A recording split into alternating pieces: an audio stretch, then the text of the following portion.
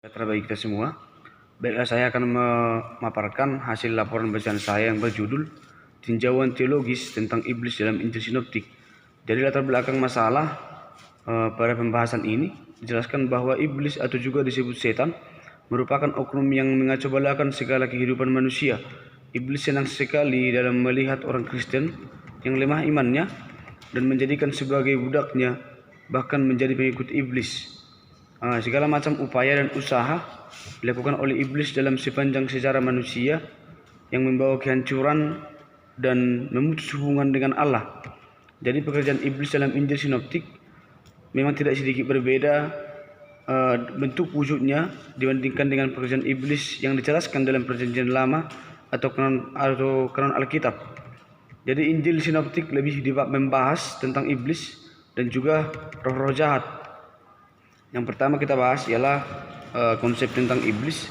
Kita ketahui bahwa setan memiliki sifat-sifat iblis. Sedikit banyaknya sifat iblis adalah juga sifat-sifat setan. Karena iblis berdosa, mereka juga ikut dihukum. Jadi mengenai nama-nama iblis, di dalam Alkitab ada beberapa nama dan julukan yang diberikan kepada si iblis. Nama-nama itu jelas mengatakan sifat-sifatnya tersendiri.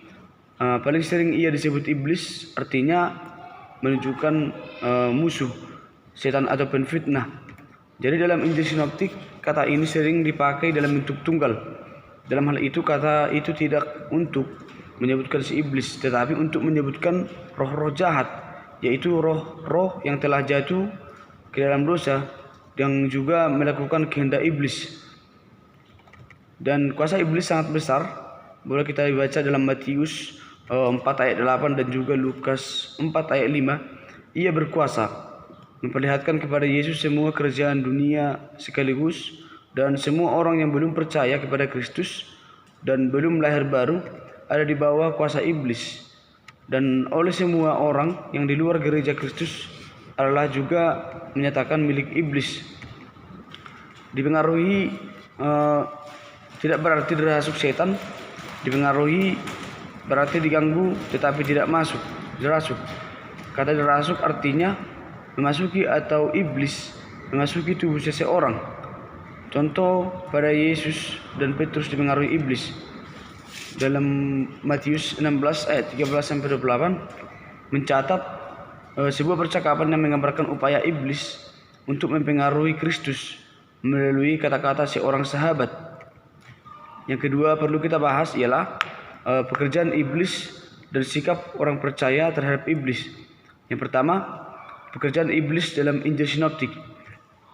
Jadi ada 3 ciri yang menjadi kondisi dari seorang yang kerasukan setan, yakni yang pertama mencelakakan hidup orang lain. Dalam Markus 5 ayat 3 dijelaskan karena itu ia harus diikat, namun tidak ada seorang pun yang sanggup mengikatnya sekalipun dengan rantai, sehingga ia harus diusir pergi jauh dari tempat pemukiman penduduk dan tempat yang dianggap tepat adalah kuburan. Dan yang kedua adalah mencelakakan dirinya sendiri. Dan yang ketiga ialah orang yang kerasukan setan mempunyai derajat lebih rendah, bahkan dibandingkan dengan seekor binatang peliharaan pun derajatnya masih jauh lebih rendah. Maka dapatlah dikatakan orang yang kerasukan setan tak ubahnya seperti binatang liar yang terbuang, karena tidak ada seorang pun yang dapat mengikatnya, menjinakkannya dan berkeliaran di siang malam. Yang ketiga ialah cara menghadapi iblis. Adalah berguna jika kita mengetahui bahwa iblis bisa diramalkan sepenuhnya. Dia telah memakai strategi dan tipuan-tipuan kuno yang sama semenjak penciptaan. Semua pencobaan mengikuti pola yang sama. Itulah sebabnya Paulus berkata, kita tahu apa maksudnya. Dalam 2 Korintus 2 ayat 11, dari Alkitab kita mengetahui bahwa proses pencobaan yang dilakukan pada kita. Yang berikutnya ialah mengalahkan pekerjaan pencobaan iblis. Yang pertama ialah jangan mau diintimidasi, dan yang kedua ialah kenali pola pekerjaan iblis dan bersiaplah menghadapinya. Dan yang ketiga ialah mintalah pertolongan kepada Allah. Dan yang berikutnya ialah kesimpulan dari dalam bagian pemahaman tentang Injil Sinoptik dijelaskan secara latar belakang tentang penulis ketiga Injil tersebut. Kedua, dalam bagian pemahaman Injil sinoptik dijelaskan secara latar belakang masing-masing bahwa ketiga Injil tentang maksud dan tujuan penulis, bahwa dalam pemahaman Injil sinoptik dijelaskan tentang pengertian Injil dan Injil sinoptik. Namun pada bagian keempat dengan tegas Injil sinoptik menjelaskan tentang iblis. Walaupun ada orang Kristen yang tidak menerima kebenaran ini, namun tidak dapat diragukan lagi bahwa kitab Injil sinoptik sangat jelas membicarakan iblis dan roh-roh jahat.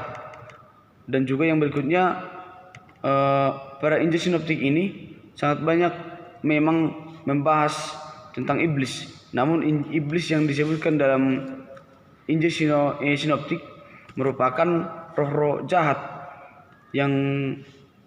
atau pandangan atau konsep Alkitab tentang iblis dalam Injil sinoptik ini.